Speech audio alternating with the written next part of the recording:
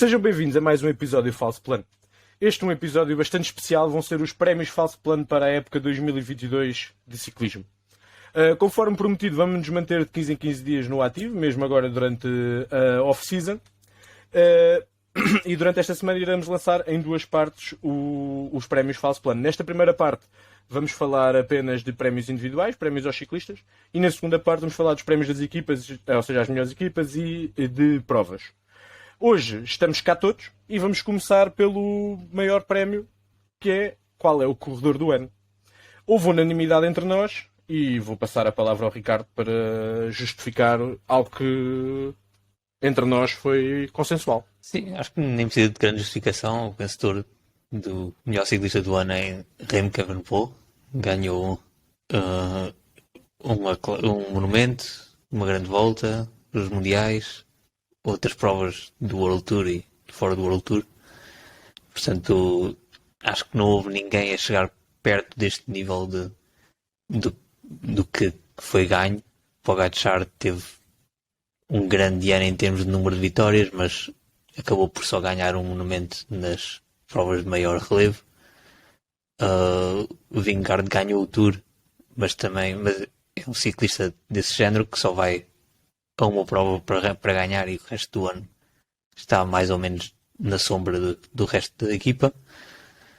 Depois há sempre a questão de Wout van Aert, que ganha o ano todo, que ganha qualquer tipo de prova, mas mais uma vez falta-lhe um monumento, ainda só tem um na carreira, começa a ser escasso, ainda que seja muito importante para a equipa durante o resto do ano. E uma série de outros ciclistas como Pedersen, Hindley, Laporte, Philipsen, Jakobsen, etc.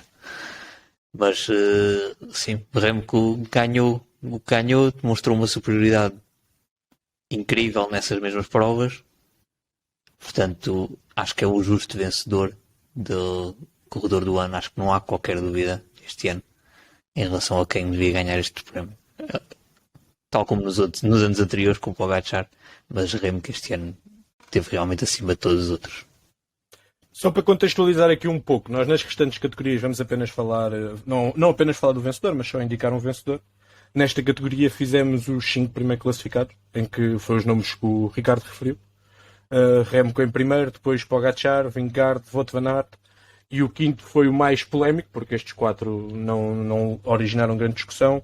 A votação acabou por recair em Pedersen, embora tenha havido também gente a votar em Hindley, Laporte e Philipsen. Passando aqui a bola para o Pratas, que eu sei que estamos no Remco, é o departamento do Pratas. Ele foi o meu ciclista do ano, até eu votei e concordei com isso. Faz dele o melhor ciclista do mundo? Este ano foi indiscutivelmente o melhor ciclista do mundo. Agora, se faz dele o melhor do mundo, ainda não. O melhor ciclista do mundo é sem dúvida o Pogačar.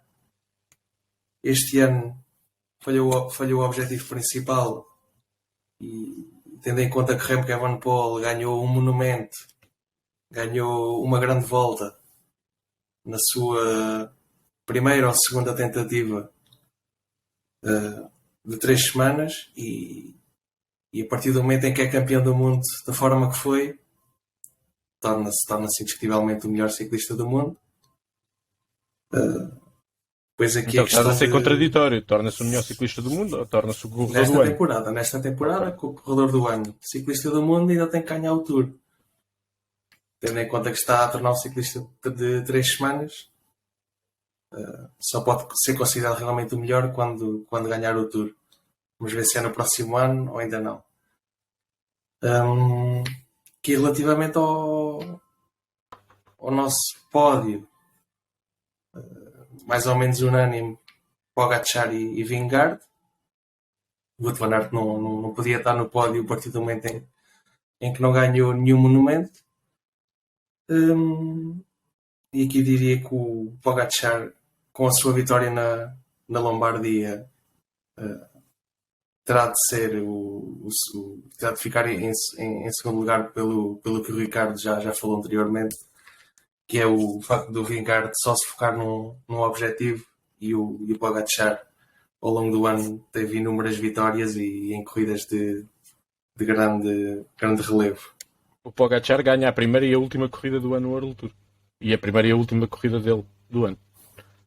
Que é uma dimensão que o Vingegaard efetivamente ainda não tem, nem me parece que seja o tipo de ciclista que virá a ter esse tipo de dimensão. Podemos passar à próxima categoria, que se calhar vai ter um bocadinho mais de discussão do que esta, ou alguém quer acrescentar alguma coisa? Lourenço, Branco? Não? Segue jogo então. Esta categoria, nos tempos que correm, tem bastante pano para mangas. Vamos falar do melhor sub-21. Nós não usamos aqui o sub-23 ou mesmo o sub-25 porque a petrechada, como está esta juventude, já pode não valer a pena. E embora o Pratas não concorde com o vencedor que nós definimos, é ele que lhe cabe a apresentação deste prémio. Aqui também não foi, aqui neste caso já não foi uma escolha unânime, mas há aqui claramente 3 nomes que se destacam dos outros, que são Arnaud Delis, Juan Ayuso e Olaf Koij, ou Koij. Eu estou à espera que o Branco me explique como é que se pronuncia. Koij. Olaf Koij. Olaf Koij. Nem uma nem outra. Mas aqui o nosso eleito foi Arnaud Delis. Fez realmente uma temporada muito boa. Foi o melhor ciclista da Lotte. Não conseguiu evitar a despromoção da equipa, apesar do seu bom desempenho nas clássicas nível Pro. Mas também aqui outro nome que merece claramente destaque é Juan Ayuso. Finaliza um pódio na sua primeira grande volta, com apenas 19 anos. Conseguiu obter a sua primeira vitória numa clássica e teve sempre bons desempenhos das corridas numa semana que disputou, sendo presença assídua no top 10 e até mesmo no top 5. E seria esse o teu voto, então? És tão mais correto, és tão mais politicamente correto quando estamos a gravar? O meu voto foi para o Juan Ayuso. Acho que um pódio numa grande volta aos 19 anos pode-se aqui discutir se o Roglic não tivesse abandonado, se ele teria feito pódio ou não, mas é um feito incrível. E contra o Dali tenho o facto de as vitórias que ele obteve foi em provas que não foram World Tour. Ele teve, salvo erro, umas 3, 4 participações em corridas de um dia de World Tour.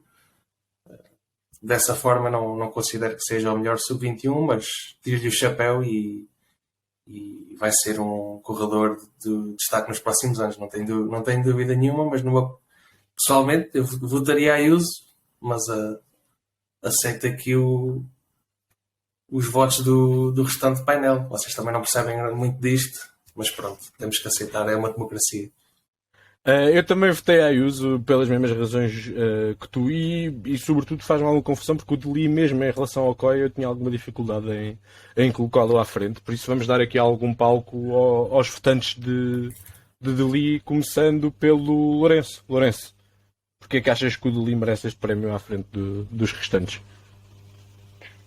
É assim, Henrique, eu também tive algumas dúvidas, sou sincero em relação a Deli e Olaf Koij.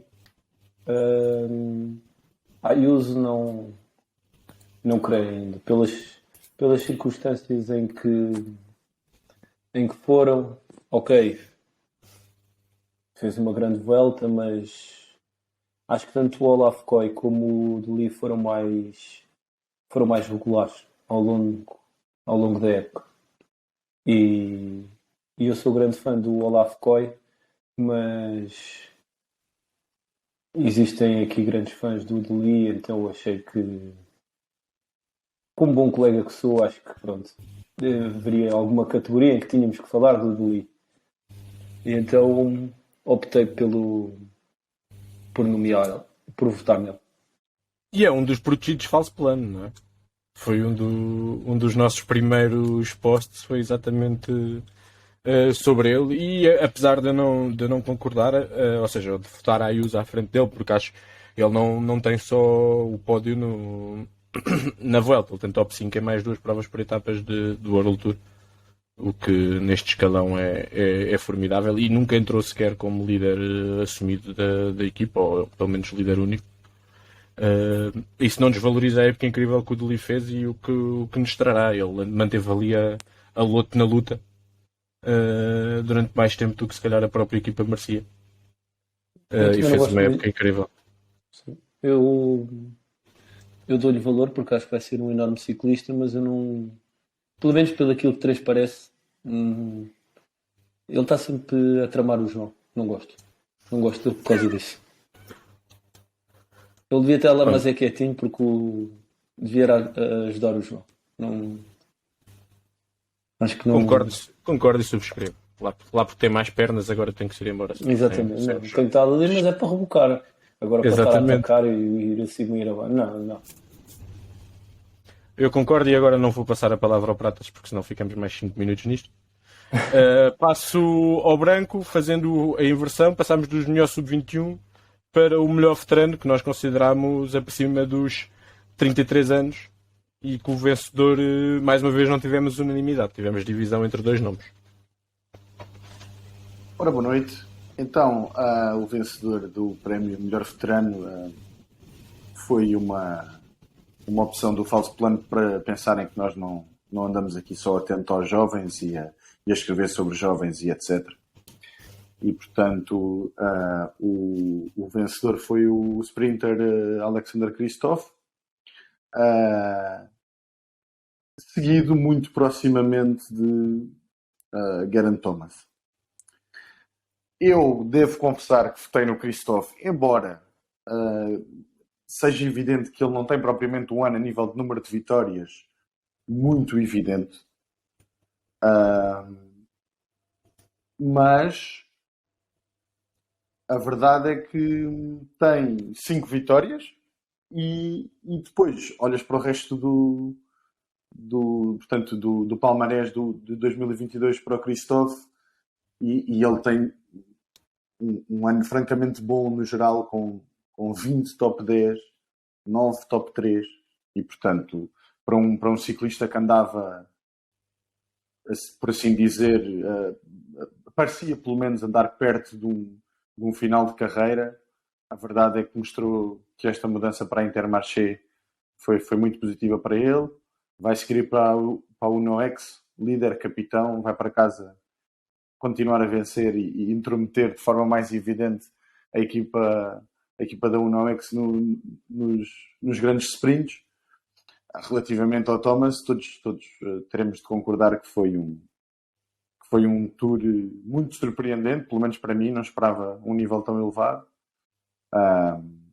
Tinha vaticinado a sua reforma. Na verdade, continuo a ter algumas dificuldades em explicar o fantástico tour que ele faz. Mas pronto, quanto a isso não há muito mais a dizer. Não voto nele porque me parece que tem um grande tour. Tem a Romandia, salvo erro. Não, volta à Suíça. Mas pronto, também o resto não foi por aí além. Pronto, não caiu durante o tour, que também é muito positivo. Não sei se alguém quer.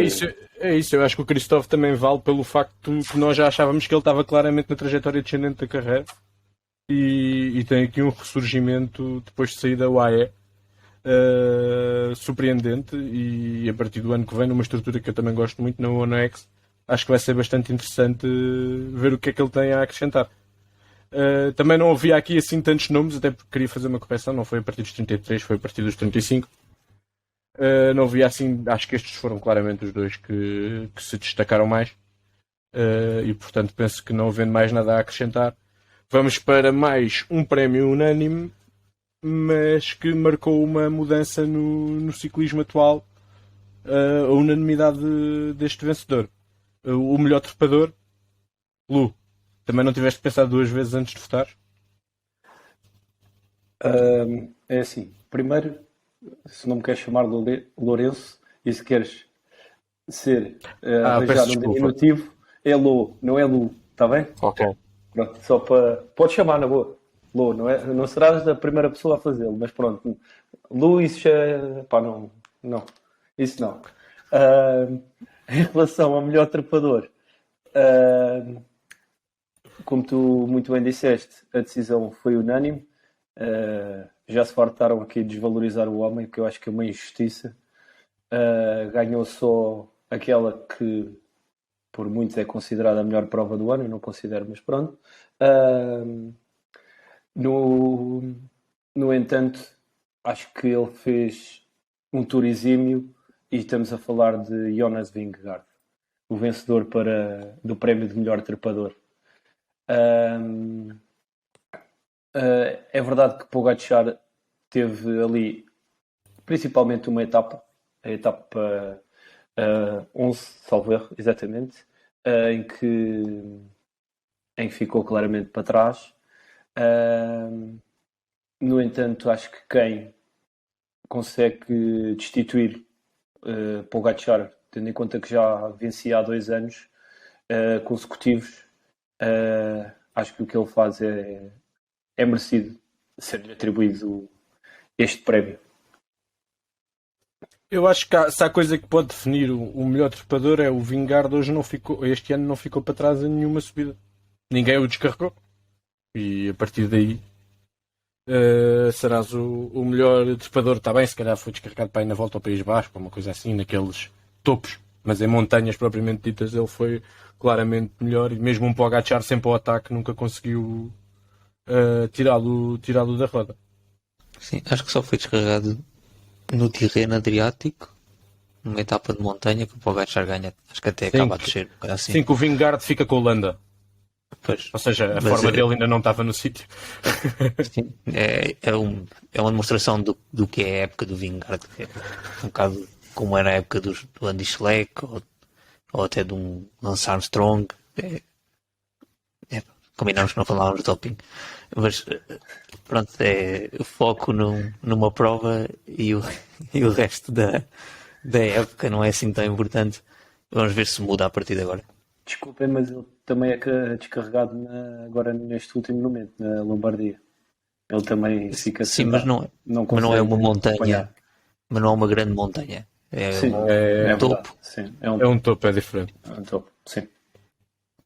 Foi isso, ele provou. Mas já o ano passado. Agora queria diz, também referir que ele no critério do Dauphiné já tinha mostrado de uma forma incrível, apesar de estar a trabalhar para o Roglic, mas já tinha demonstrado uma capacidade incrível. Mas lá está, já é caminho do Tour, não é? Já é muito próximo do Tour.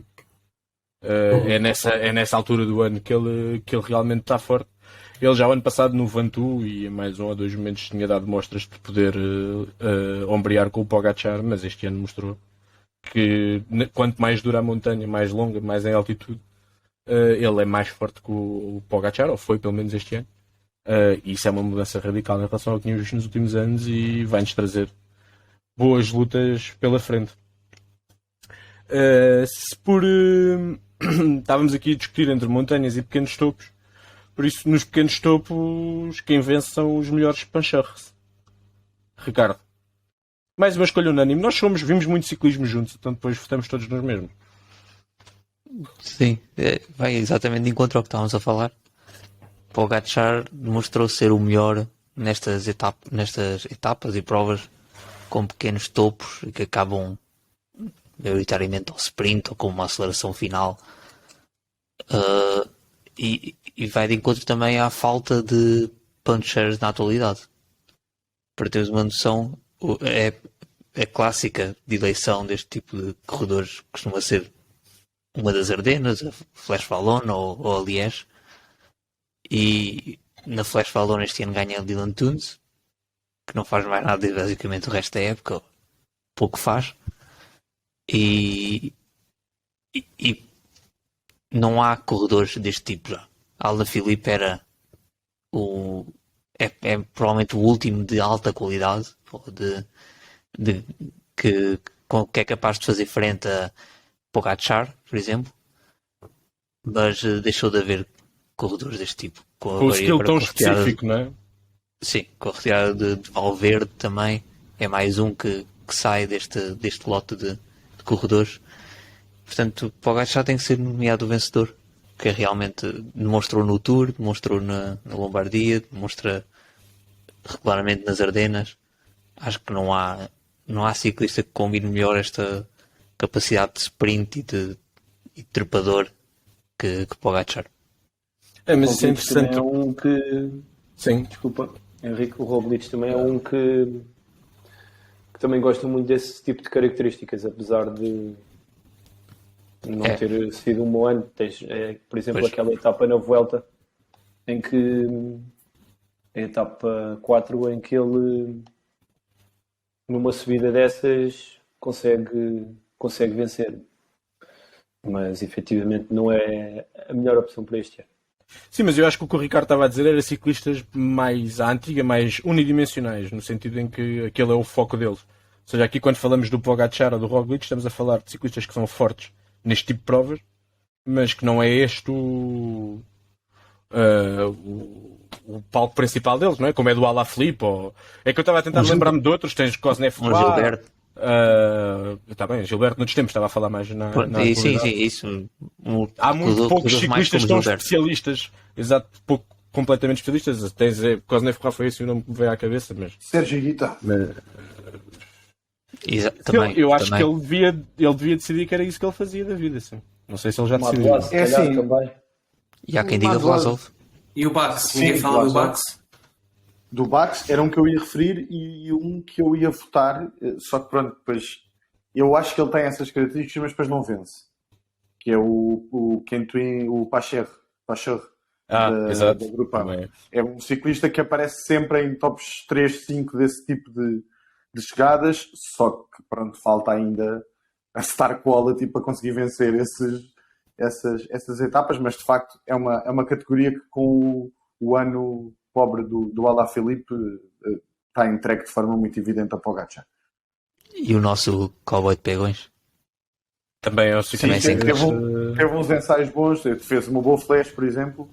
O Dylan Tunes eu acho que faz até, se calhar, estavas a dizer aquilo há bocado, e é capaz de ter feito a melhor temporada dele, o que não quer dizer que tenha sido uma grande temporada, mas de facto é um ciclista que é difícil dizermos que é um puro puncher, porque depois anda muito bem em paralelo e tem outro tipo de características, não é?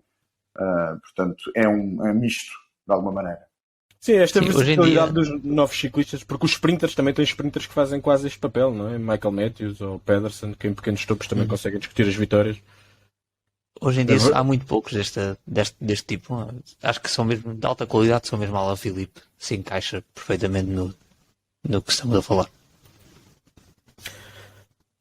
Passando a outra espécie em vias de extinção, os contrarrelogistas puros, sempre ouvi dizer que o melhor contrarrelogista do mundo é o vencedor do campeonato do mundo, não é, Pratas?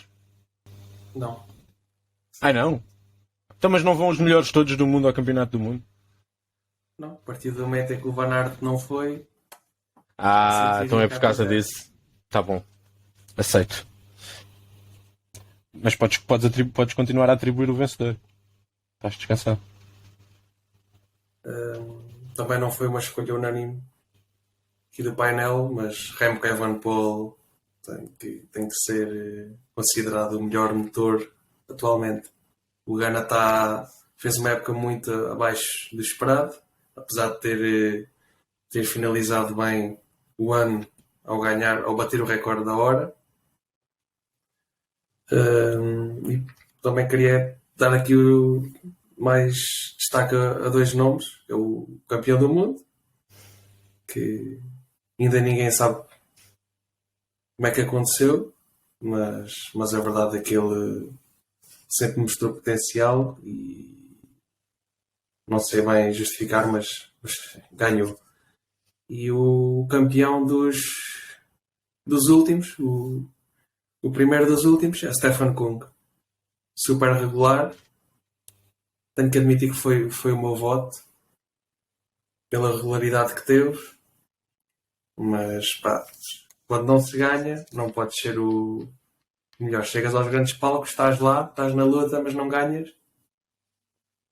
Não podes ser considerado. Ainda por cima ele perde sempre para ciclistas diferentes. Ele fica sempre a 2 ou 3 segundos do primeiro. Até são sempre ciclistas diferentes, mas ele não há dia nenhum em que seja o mais forte.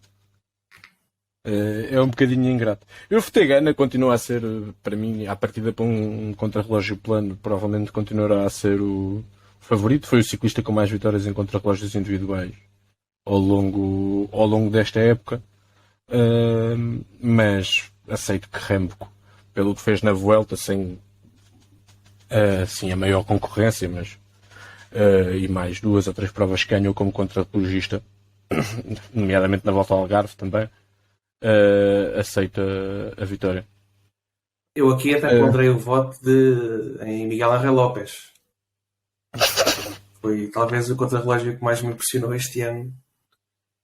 Foi o dele na Vuelta. Não, queria só deixar esta menção. Podíamos ter essa categoria. Melhor surpresa no contrarrelógio, que só para o Miguel Ángel Lopes e a Astana ganharem alguma coisa. Que é sempre agradável depois da época triste que tiveram. É isso, eu acho que o Gana é possível que volte em força porque ele tem capacidades para isso, mas este ano realmente não teve ao nível dele, sem dúvida.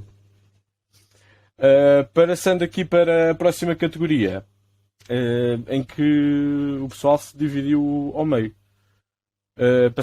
Falamos do melhor sprinter, ao contrário de outros anos ou de outras épocas em que houve claramente um sprinter dominador. Este ano não foi o caso. E vou passar aqui para o branco, vos deixar saber quem é que nós consideramos o melhor sprinter desta época. Ora, boa noite novamente, está tudo bem? Então, o melhor sprinter falso plano 2022 é Jasper Philipsen. Vou continuar a dizer o segundo classificado foi Jakobsen e em terceiro Arnaud Delis. É obviamente uma discussão muito interessante e uma discussão que até tivemos recentemente no último episódio, julgo que foi no último episódio deste podcast, precisamente naquele jogo final de lançar a pergunta. Eu acho que fiz a pergunta, não sei bem qual era a pergunta, mas era qualquer coisa como o que é que vocês tinham achado do Jakobsen, da época do Jakobsen, tendo em conta que teve mais vitórias que o Philipsen, mas já aí partilhei que para mim Philipsen é o sprinter do ano e tem uma época mais conseguida, embora menos vitórias, tem 4 vitórias World Tour em 9 e 2 delas são no Tour e 2 são no AE Tour, onde o lote de sprints era evidente e as etapas são feitas precisamente para dar grandes blocos de sprint com avenidas largas e retas compridas. E, portanto, quanto a mim, o que me compete dizer é que acho que Philipsen é, obviamente, um justo vencedor. Admito que o Jakobsen teve algumas vitórias fáceis, mas o que não deixo também de dizer sobre ele é que também me parece que é um sprinter que me desiludiu um bocadinho e que, quando não é deixado no sítio certo, facilmente se alheia dos primeiros classificados. E perdeu e fez alguns sextos classificados, por exemplo, onde o vencedor foi o Coy, por exemplo, que nem sequer está nestes 3 primeiros, de forma muito triste, a meu ver. E portanto acho que o Jakobsen teve uma época que, apesar de vitoriosa a nível de número de vitórias, tem 13 vitórias, mas para mim foi aquém daquilo que eu esperava. E o Philipsen foi mais assertivo nos momentos de grande decisão do que ao pelotão dos sprinters, se assim podemos dizer, diz respeito. Não sei se querem juntar a esta bonita discussão de sprints. Eu junto-me dizendo que vale o que vale, mas no ranking do CI, Philipsen é 7º e Jakobsen é 46º. Para que se tenha alguma noção da diferença. Isto vem um bocadinho do Philipsen também conseguir estar bem em provas de um dia. Que valem mais pontos, como sabemos. Eu gosto muito mais do Philipsen porque é um ciclista muito mais versátil. O Jakobsen sabemos que se houver alguma dificuldade ao longo da prova inteira, ele está fora. E isso a mim torna-o muito mais dependente da equipa do que o Philipsen também. E eu não simpatizo tanto com ele.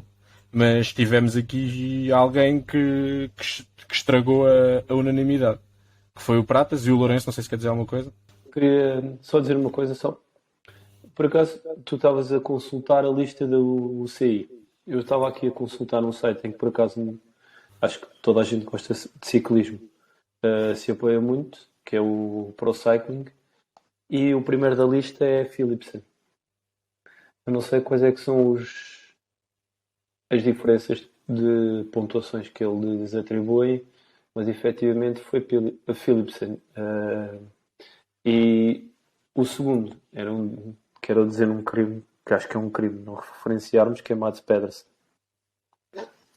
Mats Pedersen só não entra nesta discussão porque é um bocadinho difícil de catalogar, não é? Ou seja, quando nós imaginamos um sprint de avenida larga, como o Branco dizia, ele não tem hipótese, entre aspas.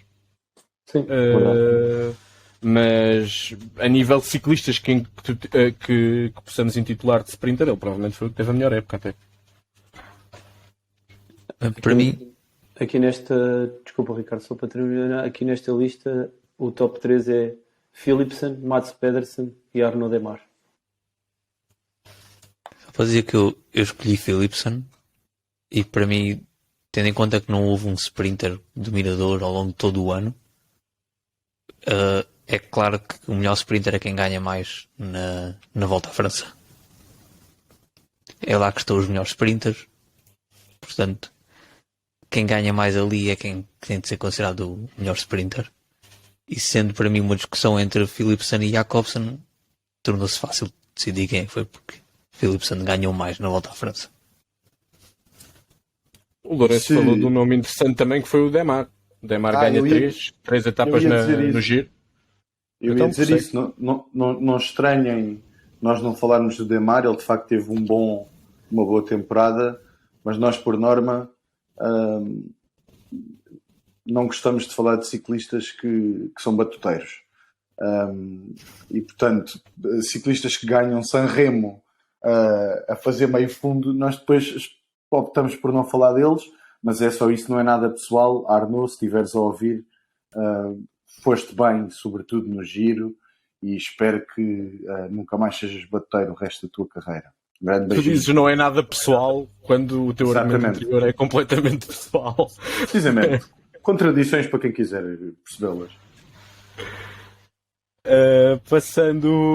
Passamos ao próximo. Temos tempo para este, porque o próximo não dá discussão nenhuma. Se mais alguém quiser acrescentar. Só que é aqui, porque é que ninguém votou Pedersen? Eu também não votei. É só por isto? Se calhar porque não consideram um sprinter puro. Exato. Bom, mas é isso, acho que aquilo que dizias há bocado eu posso estar a minha memória pode estar a traiçoar-me, mas parece-me, não tenho nenhuma memória de um sprint puro daquele que falávamos há bocado da Avenida Larga que ele tenha vencido. Isso não é que o desconsidere, porque ele fez uma temporada muito boa, mas a ideia de vitória do Pedersen é sempre ou com uma ligeira dificuldade. É óbvio que fez muitos pódios em sprints desse género, mas é quase como se depois não conseguisse vencê-los. E, portanto, ganha no Paris-Nice. O do Paris-Nice é com 90 ciclistas, inclusive atrás dele Van Aert, Philipsen. Pronto, não me lembro desse sprint, admito, mas é raro, percebes? E, portanto, mas sim, não destrói o teu argumento. Não, e mesmo esta etapa tem alguns topos. Aliás, o segundo classificado é Cocar, portanto, dá para ver que não é realmente um sprint puro, em que vão os sprinters todos tentar ganhar, é mesmo há dificuldades antes e há uma seleção de forças, pelo menos. Só porque não achava justo passar em claro, até porque ele não vai caber aqui noutra. Penso que em mais nenhuma categoria e fez uma grande época e é um ciclista que muitas vezes é intitulado sprinter. Embora, como nós aqui referimos, não seja um puro sprinter, digamos assim. Lourenço, melhor lançador. Acho que foi o mais unânime de todos. Sim, acho que sim. Indiscutivelmente, Danny Van Poppel. Se calhar a razão, Branco, pelo Pedersen não ter ganho nenhuma etapa de Avenida Larga na Vuelta. Nós acabámos de inventar uma nova categoria, que é vencer etapas de Avenida Larga. Exatamente. Precisamente. Podíamos incluir. Em que as duas primeiras etapas da Vuelta são exibições fantásticas do Danny Van Poppel para lançar Sam Bennett. E a minha questão é, eu acho que se não tivesse a lançar o Sam Bennett, se calhar quem ganharia era ele. Ou então o Mads Pedersen, não sei. A verdade é que ele andou lá muitos anos e não ganhava, não é? Sim, é verdade, mas esta época do Van Poppel, efetivamente, acho que foi muito boa. E mesmo o próprio campeonato da Europa, foi Exato. ele que lançou o Jacobsen. Sim. Isto levanta uma questão interessante que foi esta, ou seja, esta transformação do Van Poppel que passou de sprinter para lançador e passou de ser um sprinter mediano para ser se calhar o melhor lançador do mundo. Obviamente que isto não é direto, mas quando se calhar os melhores lançadores dos últimos anos, o Morkov, o Ricardo, eram especialistas em lançar, desde sempre. Acham que pode acontecer com outros sprinters de meio da tabela que se calhar até se valorizam mais com este trabalho? Sim, por exemplo, o Molano é claramente um gajo que era, portanto, que é sprinter, mas que é lançador por não ser o sprinter número 1 da equipa, não é? E portanto, Mas nesse é lançador sentido, de braços, muitas. Sim, repara, tudo bem, mas é assim, lá porque o Ackermann não tem pernas, quer dizer, acontece, não é? Mas ele lança. Agora, comparando com outros puros lançadores, como já falámos aqui, o Morkov, o Sinkeldam, o Guarnieri, etc., são ciclistas que, efetivamente, por uma mudança de equipa, passaram a ser lançadores, porque são sprinters e devem conseguir adaptar-se a essa função.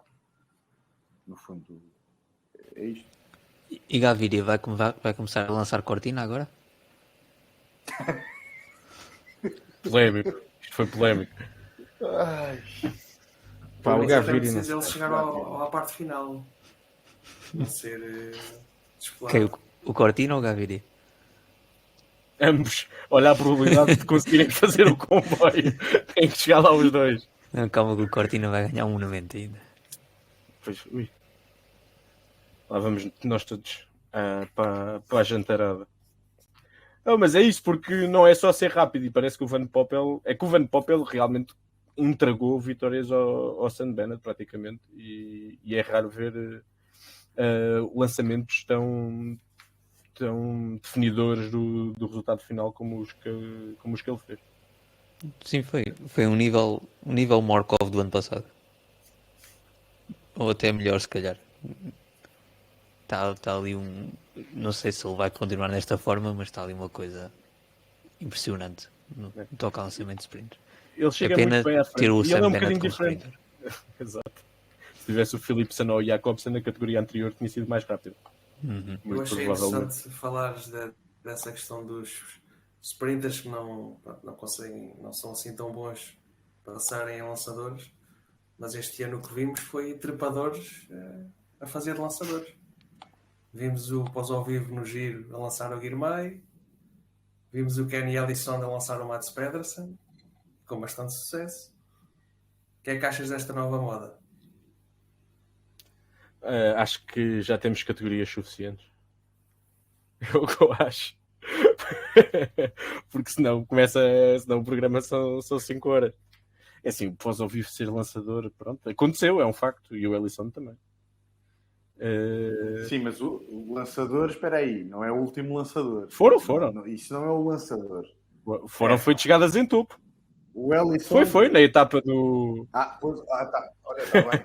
Obrigadinho. Está bem. Isso também, enfim, não é?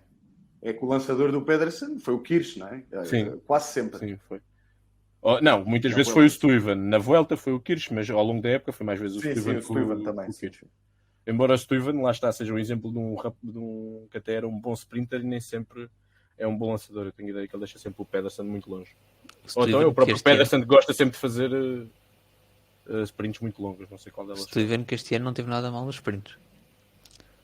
Aliás, bem melhor do que no outro tipo de provas que ele costuma estar bem. Provas com algumas mais acidentadas. Pois é isso, eu não acho que ele faça a transição para lançador, apesar dessa sua boa velocidade de ponta, tão bem como, por exemplo, o Danny Van Poppel fez. Passando à próxima categoria, o melhor doméstico, o melhor gregário, nós separámos aqui da questão do lançador. Ricardo, que gregário este? Isto para mim é uma categoria um bocado difícil de nomear um vencedor, porque há muita gente que faz muito trabalho que não é tão visível ao longo da época, ao longo das provas, e custa-me um bocado deixá-los de fora. Mas o nosso vencedor foi Wout van Aert, com o segundo classificado Laporte, os dois da Jumbo, talvez o duo maravilha da Jumbo nas clássicas, porque Wout van Aert teve a importância que teve no Tour, basicamente. Ele trabalha, ele rola, ele anda no pavê, ele sobe, ele desce, ele faz tudo. É impressionante. É o ciclista mais completo do mundo, sem dúvida. E depois Laporte foi, vamos falar mais tarde sobre ter sido uma das melhores contratações da época, e parece que deu um salto na sua performance incrível, se bem que o ano passado já tinha sido muito bom, mas este ano também teve um nível estratosférico, e não é, tal como quase toda a Jumbo, não é normal o que estas abelhas, ou lá como é que eles lhe chamam, fazem. Portanto, não há muito a dizer. Wout van Aert é sem dúvida o gregário do ano, ou o doméstico do ano. Custa até pô-lo nesta lista como gregário, um ciclista desta qualidade, mas acho que é unânime também. Eu queria só mencionar que tu falaste do Tour, mas ele basicamente entrega ao Paris-Nice ao Roglic também. Sim, verdade. Naquela última etapa muito acidentada, que ele tinha perdido para o Simon Yates se não fosse rebocado pelo Wout van Aert, muito provavelmente. Ele basicamente só não entrega as suas vitórias, porque o resto ele entrega tudo. E ainda não lança, mas permite ao Laporte vencer a etapa na 19 ou na 20. O Laporte ganha com todo o mérito, mas o Wout van Aert fez parte do trabalho de perseguição e de lançamento dele. Eu votei Laporte porque acho que o Laporte foi em mais de metade das provas em que entrou, foi gregário, e isso para o Wout van Aert não é tão verdade, ou seja, alterei um bocadinho aqui o critério. Mas que quando o Wout van Aert está ao serviço de alguém que é o melhor gregário do mundo, acho que isso não tem qualquer dúvida. Queria-te só perguntar, tu disseste aí que tinhas alguns esquecidos que gostava de não mencionar, alguns do trabalho feio. Queres deixar alguns nomes?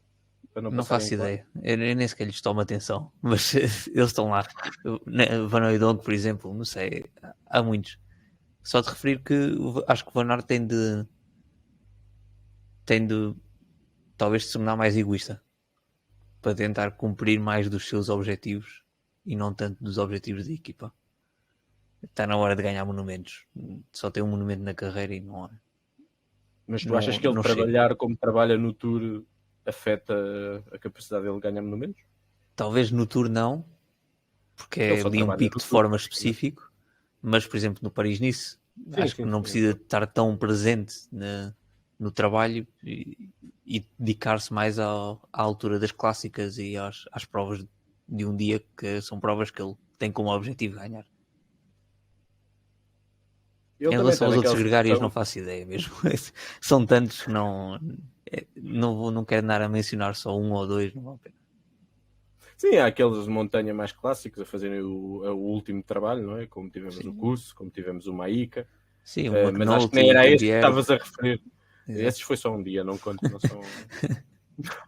não têm direito. Mas acho que o que estavas a referir era mesmo os mais... O de Klerk normalmente cabe sempre nesta categoria, mas ele teve um ano fraquinho e teve muito tempo lesionado. Está bem, mas imagina o trabalho que ele faz, independentemente disso, nas provas em que teve o trabalho que ele faz à frente do pelotão, é logo uma coisa. Eu percebo que se possa não considerar isso um gregário, mas acaba por ser porque se calhar é quando está em prova dos ciclistas que mais trabalham na frente. Por exemplo, vemos, o Tony Martin era um exemplo muito evidente disso, o Ganna às vezes faz esse trabalho também. É um gregário, definitivamente, isso é um gregário. Não, isso é que é um gregário. Claro. Pode ser mais ou menos valorizado, mas claro. Eu acho que ele este ano não teve ao nível, sim. E a própria, onde ele costuma ter esse efeito é nas clássicas do pavê, onde a Quick-Step não teve ao nível, por isso acho que ele sobressai. Ele teve um problema qualquer de coração, não teve? Ele teve fora algumas corridas, depois acho que ainda voltou para o Paris-Roubaix para a fase final da clássicas do pavê, mas embora ele mereça quase por default estar aqui presente, este acho que não foi um ano em que ele tenha estado a esse nível. Sim, eu estou a falar destes gregários que têm quase como objetivo proteger os líderes do vento e coisas assim. São menos visíveis, não se destacam, mas estão lá.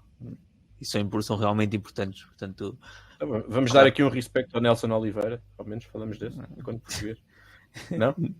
nas transmissões que gostam de falar do trabalho invisível do Sérgio Paulinho e coisas assim, É pá, não, mas acho que o Nelson Oliveira é um bocadinho melhor que o Sérgio Paulinho.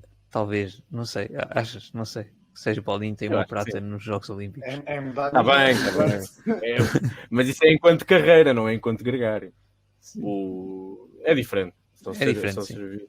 São serviços diferentes. Mas sim, é sempre um prémio subjetivo, não há um ranking dos gregários, não é? Devia-se E fazer. em caso de dúvidas, dá-se ao Wout van Aert. Fica sempre bem entregue. Acho que o António Carvalho também merece menção pela volta a Portugal que fez. Mas pronto. Ou eu vou optar por ignorar isto. Ou um ciclista com 2 metros que precisamente tapa o líder do vento. Também pode ser um critério. Percebem? É sempre uma coisa Era válida. mais ou menos nessa categoria que entrava o de Klerk, né? Como ele puxa sim. muito e E o Ben ele até é Turner, mais por puxar exemplo. do que essa prestação. Ben Turner faz uma grande época também. Eu estou a falar só ciclistas altos. Agora não me lembro de mais nenhum, mas fica para um próximo episódio. Havia aquele que lançava o Caleb Ewan, o Roger Klug. Era? Klug, sim, Também era um sim, gajo. sim. Que era muito grande. Também. E além disso tem nunca- barba, não é? O que é sempre... Yeah. Um gajo nunca consegue ver o gregário. Caleb Ewan porque está sempre atrás dele. Não sei se é bem por isso, mas sim. Aquele gajo que ganhou a volta para aí com 42 anos, Chris Horner. Não era? Só deixou de ser Epá. gregário depois dos 40. Então se calhar passamos à frente, não é? Era isso. Há temas proibidos neste podcast, mas o pessoal não respeita, não leu não leu as regras do falso plano. Então, o Pratas. O homem ainda corre. Fogo. Tem 51 anos e ainda corre. Fez uma volta este ano. O Pratas vai ter a honra de entregar aqui o prémio do melhor calceteiro do ano, ou seja, o homem mais forte nos pavês. Votados não surpreendem. Van der Poel, Van Barle e Wout van Aert. Mas aqui o vencedor acabou por ser o Mathieu Van der Poel. Acabou por conseguir repetir a vitória em Flandres. O Van Barle acabou por conquistar Paris-Roubaix e há quem diga que quem ganha o Paris-Roubaix tem que ser o melhor calceteiro. E ele faz segundo na Flandres. Atenção. Ele ganha Roubaix e faz segundo na Flandres. Já estou a justificar o meu voto por antecipação. Mas aqui acabou por ganhar o Van der Poel por pouco, apesar de não ter feito uma época assim tão fantástica, mas neste tipo de terreno foi mais uma vez incrível. E apesar de ser talvez o ciclista mais marcado de todos, a par do Wout van Aert, conseguiu vencer novamente Flandres e ter uma boa temporada na primavera. Eu acho que é mais ou menos indiscutível, pelo menos para mim, que ele é o mais forte. Eu votei Van Barle exatamente porque a época do Pavé tem 2 momentos altos, na Flandres e no Paris-Roubaix, e ele faz primeiro e segundo. Agora, se eu acho que vai voltar a acontecer, acho que não. Acho que é muito mais provável que volte a acontecer com o Van der Poel. Mais alguém tem alguma coisa a acrescentar? Não? Seguimos para a próxima categoria. A maior surpresa do ano, ou melhor, o ciclista surpresa do ano que mais excedeu as nossas expectativas, Branco. Eu quero começar por dizer que, enquanto pessoa que tem de apresentar este prémio, não concordo a 100% com o vencedor. Eu concordo com a tua discordância. O nosso vencedor de surpresa, pronto, o nosso vencedor foi o Biniam Girmay. É assim, é evidente que a época do Girmay é muito boa e que é um ano substancialmente melhor, bastante melhor, incomparável, se quiserem, do que o ano do Girmay 2021, de acordo com isso. Mas quero dizer, ao mesmo tempo, parece-me evidente que os dados já indicavam que o Guirmay ia ser um ciclista com um 2022 muito melhor, muito bom e com uma carreira muito boa. Sim, eu também se calhar não esperava que ele ganhasse Gent-Wevelgem. Admito isso. Mas o que me parece é que dentro do lote de votos entre nós e das pessoas, de todo o pelotão e de todas as possibilidades de voto para isto, o Guirmay não é, para mim, o ciclista mais evidente para vencer este prémio. Venceu no falso plano e, como já foi dito neste programa, isto é uma democracia e pronto. E, na verdade, eu gosto muito dele e fico contente que ele ganhe um prémio falso plano. Outros votos foram, por exemplo, um voto que eu acho muito interessante também, o Luís Mentias, uma vez que faz a sétimo lugar no Tour e 11º na Vuelta, e é de facto um prosseguir do renascimento da carreira do ciclista sul-africano, que teve anos de total seca, e de facto é interessante vê-lo, um ciclista tão regular, a voltar aos seus melhores tempos. Dylan Ainda Van tem uma Baarle vitória na Vuelta também, não é? tem uma Ou seja, vitória, acho que foi a primeira vitória World Tour, sim, exatamente. Não sei se World Tour ou sem grandes voltas, mas sim. Em grandes voltas foi de certeza. Pronto. E depois outros votos foram para o Dylan Van Baarle, que ou seja, é evidente para toda a gente também que o Van Baarle era já um ciclista muito bom no pavé, mas de facto este ano é um ano fantástico para ele e que destaca a Ineos num terreno onde as vitórias não têm propriamente de abundado, e ele faz, como já foi referenciado, ganha Roubaix, que é sempre especial, e faz segundo lugar na Flandres. Acho que poderíamos ficar aqui o resto do podcast a discutir hipóteses de nomes para esta categoria. Eu vou dizer o meu voto, só porque enquanto apresentador tenho este privilégio, e vou puxar a brasa à sardinha do Magnus Sheffield, ciclista norte-americano da Ineos, porque de facto foi um ciclista que me surpreendeu muito. As referências que tínhamos de 2021 dele e de sub-23 e de júniores, ou seja, não é que ele fosse um total desconhecido, mas não era de todo, a meu ver, um ciclista que ficasse muito notório que ia chegar ao primeiro ano de elites e que ia ter 3 vitórias, algumas delas em grande estilo, nomeadamente na Andaluzia e na Flèche-Barbançonne.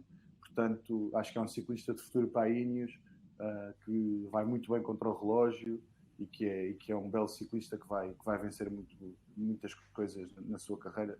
Gosto particularmente dele e um beijinho para ele. Estou totalmente de acordo com a tua análise. Queria só aqui acrescentar relativamente ao Guirmay, que também criou-se uma grande expectativa em relação ao Gir, no duelo entre ele e o Van der Poel, mas também havia muitas interrogações sobre se ele ia, como é que ele se iria comportar numa prova de 3 semanas. Eu não tinha experiência nesse sentido. Infelizmente a rolha do Champagne fez com que ele tivesse de abandonar após a 10ª etapa, mas a verdade é que ele em 10 etapas faz 6 top 5. Foi realmente um registro. E provavelmente podia ir para a como é que se chama a camisola? Ciclamino. Ciclamino. Provavelmente era um candidato fortíssimo, não é? Isso é verdade. Sim, eu votei Guirmay e foi por essa razão, foi pelo giro, não foi pelo Gent-Wevelgem, foi mesmo pelo giro que ele estava a fazer. Mas só referi que acho surpreendente que ninguém tenha dito o Deli nesta votação. Eu justifico-me nisso. Eu só também. porque o Deli era o melhor sprinter sub-23. Inegavelmente, quer dizer, talvez ele e o Marin van den Berg, mas era um sprinter muito forte em elites, e se nós já discutimos no falso plano o quão nem sempre a transição de sprinter de sub-23 para elites é muito fácil, o Deli não me surpreende propriamente. Surpreende o número de vitórias, isso sim, e o quão conseguiu vencer alguns dos melhores numa outra circunstância, e a regularidade de facto surpreende, mas enquanto nome acho que há outros. Eu acho que é mais pelo número de vitórias e pela regularidade que eu estou a mencionar isto. Sim, sim, de acordo. É impressionante. Isso é. É rara a clássica em que ele não termina no top 10. O que é incrível para um ciclista da idade dele. Claro. E E também no seu primeiro ano de séniores ou de elite. fiquei muito impressionado com uma das últimas corridas que ele faz, que ele cai já no último quilómetro e ainda monta-se na bicicleta e ainda tenta sprintar, sabendo que já não iria conseguir vencer, é muito difícil conseguiria vencer, mas teve essa resiliência de ainda voltar à bicicleta e tentar dar o máximo e chegou mesmo a sprintar. Isso mostra tudo também com a que há algum pressão. carácter. Isto tudo com a pressão dos pontos da Lotto. Uhum. Não está a correr só por si mesmo, há toda uma pressão à volta da equipa que ele conseguiu lidar de forma exímia. Sim, Com a sua e para idade. além disso, eu acho que isso pode ter sido um pau de dois bicos, porque por um lado traz essa pressão, por outro lado também o afastou das maiores corridas, sobretudo as provas por etapas, porque ele manteve sempre muito no calendário belga para garantir muitos pontos, o que ajuda a essa consistência no top 10. Mas sim, ele já tinha ganho um prémio e nós gostamos de distribuir. E fomos aqui para o Guirmay, que a única dúvida que pode haver sobre ele é até que ponto é que é uma surpresa ou não, porque a qualidade da época dele é perto de indiscutível. Aqui no ponto oposto, Lourenço, a maior desilusão da época de um ciclista. Queria só dizer que foi a única categoria em que toda a gente votou diferente. Não houve nenhum voto repetido. Exatamente, Henrique. Para criar aqui um bocadinho de suspense, eu vou dizer os nomeados e depois no final digo apenas no final quem venceu. Então, És tu que apresentas, fazes como quiseres. Exatamente. Ok. Então os nomeados foram Gianni Moscon, Merlier, Padun, Ewan e Roglic. E o vencedor foi Calma. E Matter. Imada. Exatamente. Ok. Estava-me a esquecer aqui desse. Só que agora temos que dizer que somos Verdade. 6 e não somos 5 porque um dos nossos elementos é um ghost. Não, ele não aparece. Só contribui. Tal como o website falseplan.ghost.io. Muito bem, Ótimo, Ricardo, maneira de muito bem. publicitar. Espetáculo.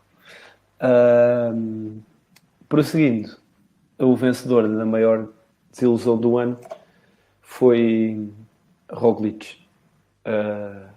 Foi o meu voto e eu finquei pé para que fosse este o vencedor desta categoria, porque acho que efetivamente teve muito aquém daquilo que seria esperado.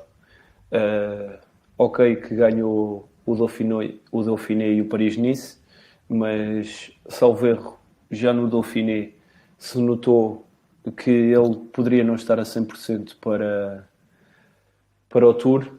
Ainda assim, chegou como líder ao Tour e... Chegou? Tens a certeza?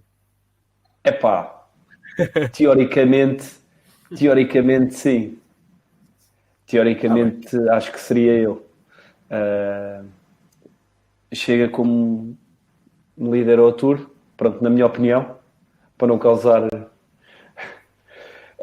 e depois chega e mais uma vez cai, tem uma etapa espetacular em que efetivamente lança a vingar provavelmente para a vitória, mas depois chega à Vuelta, viu-se pelos vistos não na melhor das formas, tendo em conta o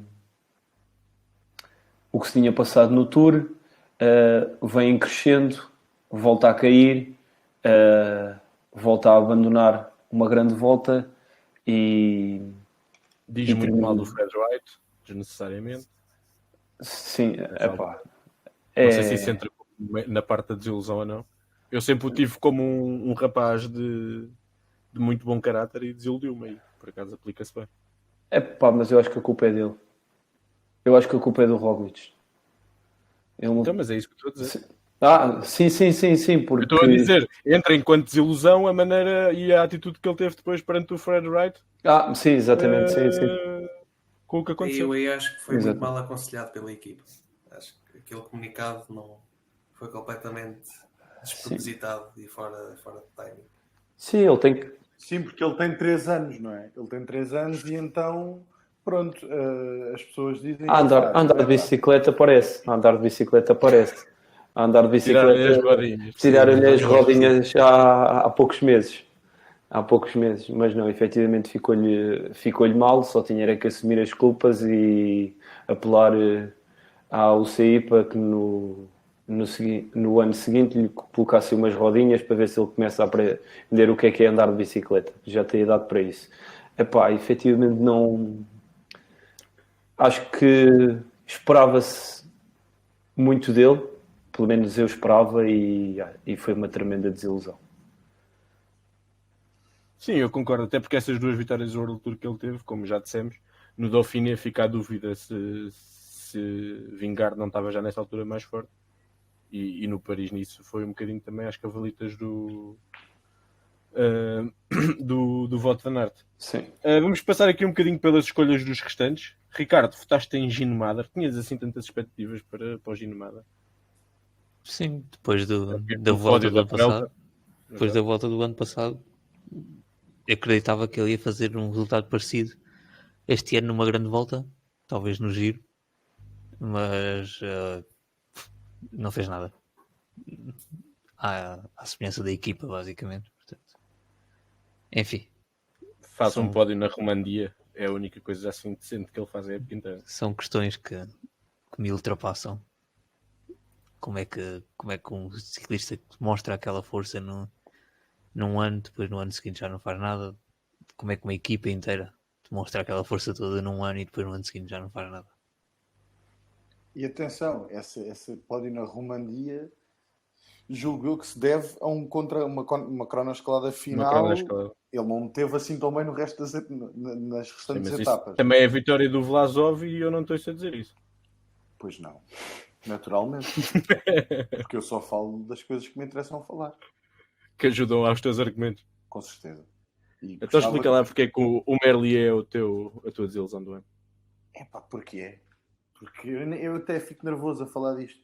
Não é que eu o adoro, ou seja, não é que eu seja um dos meus ciclistas preferidos, mas o ano 2021 do Merlier é uma coisa estúpida de demonstração de força, de imposição, de velocidade de ponta em sprints, e este ano apareceu 2 ou 3 vezes. É só para recordar que ele em 2021 tem 9 vitórias, uma vitória no Giro, uma vitória no Tour, 2 vitórias no Benelux, uma vitória no Grande Prémio Lusamin. Portanto, muitas vezes foi autoritário nos seus sprints.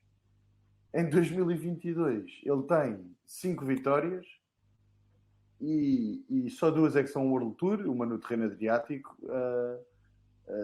que ganha para o Olaf Koy, e outra em Depan, nessa clássica World Tour belga. Se calhar é a melhor vitória dele. Sim, vence ao Dylan Groenewegen e ao Boani, e pronto. Boani também não queria ter dito este nome. Mas pronto, é só para dizer que o Merlier para mim foi muito estranho este caso, este ano, porque não percebo como é que se pode, numa função tão concreta como é o sprint e como é a velocidade, ter anos drasticamente tão distintos. E, sobretudo, fica a questão, não é? Agora vai para a Quick Step, que Merlier é que vamos ter. E para mim foi uma clara desilusão. Foi um voto onde eu hesitei muito, obviamente, e é mais uma daquelas categorias que podíamos ficar aqui mais 2 anos, que teríamos certamente mais 40 nomes. Para finalizar, eu votei em Caleb Ewan. Acho que é verdade que ali o Covid cortou-lhe uma parte importante da época, mas a Lotto precisava muito dele e ele acabou completamente ultrapassado por um Neo-Pro e sem nunca mostrar o porquê de ser considerado um dos melhores sprinters do mundo. Também teve azar no Giro, quando cai logo na primeira etapa, se não estou em erro. Na primeira não. É na primeira que ele está a discutir com o Guirmay e com o Van der Poel. E teve mais uma época desastrada aquela de June. É muito rápido, sem dúvida é um dos ciclistas mais rápidos do planeta, mas tem muitos problemas de colocação. Parece também ter perdido muito daquela capacidade que ele tinha de passar topos. Vimos-lo sofrer muito com os sprinters mais pesados logo no início das subidas. Ele que chegou a andar até na luta pela Milan-San Remo aqui há não muito tempo, e parece realmente um ciclista que está a dar passo atrás. No início do ano disse também que um dos grandes objetivos era os mundiais, acabou a nem ser convocado, e acho que foi tudo em Caleb Ewan não foi bom este ano. Não sei se concordo com a dos topos, mas acima de tudo também parece ter perdido o estatuto dentro da equipa. Arnaud Lee começa a ultrapassá-lo como um sprinter da equipa em vez de Sim, mas ele nos Caleb grandes Ewan. palcos não teve de Lee, ou seja, ele tem na 10ª, ele faz o tour inteiro e só faz um 8º e um 9º lugar. E o de Lee não estava Sim. lá, não é? Sim, mas é uma sensação geral que eu tenho do Caleb Ewan e da Lotto, é que a Arnaud Lee começa a ser Pois. a aposta da equipa. Isso é um problema mais para o futuro do que em relação a este ano, mas não me parece disparatado de maneira nenhuma. Eu estava a dizer isto dos topos porque houve mais que uma etapa em que eu pensei que ele ainda estaria no grupo e não estava. E sobretudo nas etapas montanhosas viu descolar muito, muito cedo, quando ele não costumava ser dos primeiros todos a ficar para trás. Se Caleb Ewan foi o ciclista que mais desiludiu, quem é que nós consideramos que foi o ciclista que mais evoluiu, que deu o maior salto qualitativo nesta temporada, Ricardo? O prémio foi atribuído ao Arensman, a outros ciclistas como Laporte, Bini Girmay e Remco, mas eu fui um dos que votou em Arensman e portanto concordo com o vencedor. Foi realmente impressionante as exibições que ele fez nos Alpes, São erro no Giro, ou ele não foi ao Giro, já nem me lembro. Ele teve no Giro, mas não teve particularmente bem depois do abandono do Bardet. Isto, se a minha memória não me acima de tudo na volta. Não, ele teve bem depois do abandono do Bardet, mas não foi à geral, exato. Quando o Bardet abandonou, achou-se que ele ia tentar a geral e depois não foi isso. Exato. Mas sim. Faz 3 top 5 na última semana do Giro. Pois, e logo aí que se vê que é um ciclista com esta capacidade para as 3 semanas. E depois na volta também teve muitíssimo bem. Não era um ciclista que eu esperasse que se mostrasse tão bem, apesar de já ter alguns resultados interessantes do ano passado, mas demonstrou também agora uma qualidade na montanha que não tinha mostrado no ano passado. Antes era mais só o contrarrelógio, e vai agora para a Ineos e vamos ver como é que evolui. É para mim uma das grandes esperanças da Ineos em relação às 3 semanas, se não a maior esperança. Vamos ver como é que evolui daqui para a frente. Depois há Laporte, que já mencionámos, Girmay, que também já mencionámos, que pode ser surpresa ou confirmação, já referimos o porquê, e Remco, que também me impressionou muito ao longo da época, com acima de tudo a sua capacidade de evoluir nas várias vertentes das provas, desde o sprint à montanha. Remco evoluiu imenso ao longo da época.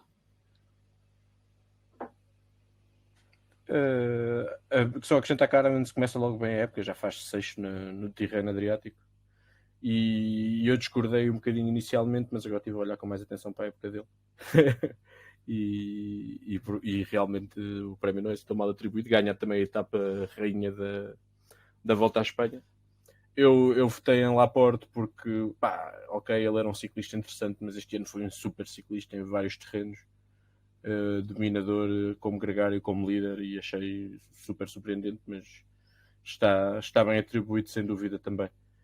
Mais alguém quer acrescentar alguma coisa neste prémio? Queria só dizer que também votei no Arensman e que, de facto, o Ricardo fez uma análise muito concreta. Era um ciclista que já tinha dado indicações e que, sobretudo, tinha mostrado pernas para se meter em fugas longas e mesmo em grandes voltas para conseguir obter bons resultados, mas aquilo que ele demonstrou este ano em em altitude é uma coisa que foi mesmo de alguém que trabalhou essa parte e que evoluiu nesse sentido e que pode ser um líder para 3 semanas na Ineos, sobretudo tendo em conta o belo contrarrelógio que tem. E é um ciclista Eu que essa parte não estou muito convencido, mas pronto. Eu gosto muito dele e só tenho pena que ele vá para a Ineos, mas pronto. Eu acho que ali acima dos 7% ele mostrou sempre dificuldades em subidas um bocadinho mais inclinadas. Foi muito melhor como é normal. Para um ciclista do peso dele e do tamanho dele. Claro, é isso, mas tendo em conta o ano passado é de uma... Sim, e na Enel já muitos ciclistas fizeram essa transformação, não é? De melhorarem nesse tipo de subidas mais inclinadas, estes especialistas em contrarrelógio. Eu não estou tão otimista no futuro dele às 3 semanas, mas em relação à época que ele fez este ano, acho que é indiscutível, ainda por cima numa equipa sempre meio perdida, não é? Repara, mas é que tu estás a tê-lo como um ciclista que nunca não está inserido numa grande equipa para discutir 3 semanas, está sempre, por exemplo, no Giro era o gregário de luxo do Bardet e depois teve de assumir, já com despesa feita. Na Vuelta, apesar de tudo, está inserido na DSM, o que quer dizer ele acaba por correr sozinho e, portanto, vamos ver o que é que ele fará quando... Eu também acho que a nível de características ele não é um trepador, não é? Eu quando tu me dizes que ele vai ser líder da Ineos numa das 3 grandes voltas, eu assumo que a ideia é ele ganhar uma das 3 grandes voltas. Eu não disse que ele vai ser líder, eu acho que devia ser. Pronto, isso. Eu não parece que ele tenha para já pelo menos esta capacidade. Eu acho que tem uma boa oportunidade de fazer um pódio no Giro do próximo ano. Contando contra relógio. Não vejo porque não. Tenho de olhar melhor para as subidas, não sei qual é que é. É muito durinho. Ao certas as inclinações e tal, mas eu diria que ele terá dificuldades como qualquer contrarrelogista que evolui para a montanha nas subidas curtas e duras, mas nas subidas duras, mas compridas, ele é capaz de safar bem. Sim, no motor a diesel, como é o típico do... Para mim vai ser o melhor líder da Ineos no próximo ano. Vai ser melhor que o Carlito? Está chateado com eles e... Acho que ele simplesmente é um ciclista muito completo. As características assentam para 3 semanas e agora numa equipa a sério acho que tem tudo para evoluir e liderar numa grande volta e por que não fazer um pódio? Eu acho que o Geraint Thomas vai ao Giro, por isso se ele não cair, o Arensman não vai ter essa hipótese, mas pronto. Acho que é perfeitamente possível acontecer o que o Pratas referiu, mas também vamos lembrar que quem sai da DSM também não costuma ter um grande futuro. Esta foi para o Iris. Foi com beijinhos para o Iris. Não só, mas sobretudo. Passando aqui à à última categoria dos ciclistas dos prémios individuais. A melhor contratação do ano. Já aqui bastante falada e agora sim vai ganhar o prémio. Pratas. Aqui também foi mais ou menos unânime. Não foi não, que eu não concordo. Mas tu não vou comentar a tua aposta no Hindley. Mas acho que aqui o Laporte, todos estamos no Laporte à exceção de ti, que também sabemos que o teu conhecimento sobre este tema não é o mais vasto, por isso é que és por um uma razão sou moderador, não é? Exatamente. Mas sim, Laporte fez uma época incrível na Jumbo, dentro daquele lote de ciclistas fantásticos, conseguiu ter o seu destaque, fez o trabalho que tinha para fazer e teve vitórias impressionantes quando lhe deram essas oportunidades. Mas sim, o Hindley também merece este destaque, porque quando contratas um ciclista e ele ganha logo à primeira grande volta, merece obviamente estar aqui nomeado. Não sou fã dele. Eu também não. Enquanto ele só fizer bons desempenhos no Giro, nunca me vai cativar, mas ganhou uma grande volta numa equipa nova. Portanto, acho que são claramente as 2 melhores contratações deste ano. Sim. E a contratação também no sentido que ele não deve ter vindo, nem sequer deve ter vindo caro, ou seja, foi mesmo porque ele vinha de duas épocas sim, depois do Giro 2020, bastante má. Por isso, acho que deve ter sido mesmo um grande negócio para a Bora e logo à primeira ganha a grande volta. E eu acho que ele é mais importante para a época da Bora do que o Laporte é para a época da Jumbo. Porque por muito que ele tenha sido importante na vitória da Jumbo, eu acho que nenhuma dos grandes momentos da Jumbo teria deixado de acontecer se não fosse o Laporte. E em relação ao Hindley, acho que isso não é verdade. Mais alguém tem alguma coisa a acrescentar? É válido e visto dessa maneira, se calhar também votava Hindley. Ok. Acho que isto é uma ótima maneira de terminarmos esta Eu primeira queria só parte. acrescentar uma coisa, que é só para estragar isto. Esta coisa de enquanto ele só fizer bons resultados no giro, parece aquelas coisas de está bem, mas o Messi jogou sempre no Barça e por isso eu não acho que ele seja, percebem? E é um argumento que eu acho que é um bocadinho fraco, porque se o Hindley for consecutivamente ao giro e for ganhando giros, a mim dá-me a ideia que ele é capaz de não ser mau. Mas pronto, é só. Sim, no fundo é a mesma coisa que ir consecutivamente ao Tour e ganhar sempre o Tour, mas é o Tour B. Sim, o Tour B não é assim tão mal. Claro, é isso. Bem, mas este ano o Hindley não ganhou o giro. Por isso, em princípio, essa tese também já não vai resultar. Com tanto contra-relógio, não me parece. Aliás, ele nem devia ir. É a minha... E se calhar não vai. E se calhar é não melhor vai. não ir. Vai o teu amigo. Vai o Vlasov. Não, o Vlasov em 2023 não faz nenhumas grandes voltas. Não faz nenhuma. E vai ganhar 8 provas World Tour de uma semana. Vai ser a nova especialidade dele. Beijo, Alexander. E assim termina a primeira parte dos prémios Falso Plano. Amanhã voltaremos com os prémios ao nível coletivo das equipas e a nível das provas, com as melhores corridas do ano, os melhores momentos, a melhor vitória. Como sempre, recordarmos que podem seguir-nos no nosso blog em falsoplano.ghost.io e que estamos também disponíveis em Spotify, YouTube, Facebook e no Twitter. Muito obrigado por terem estado desse lado e até amanhã.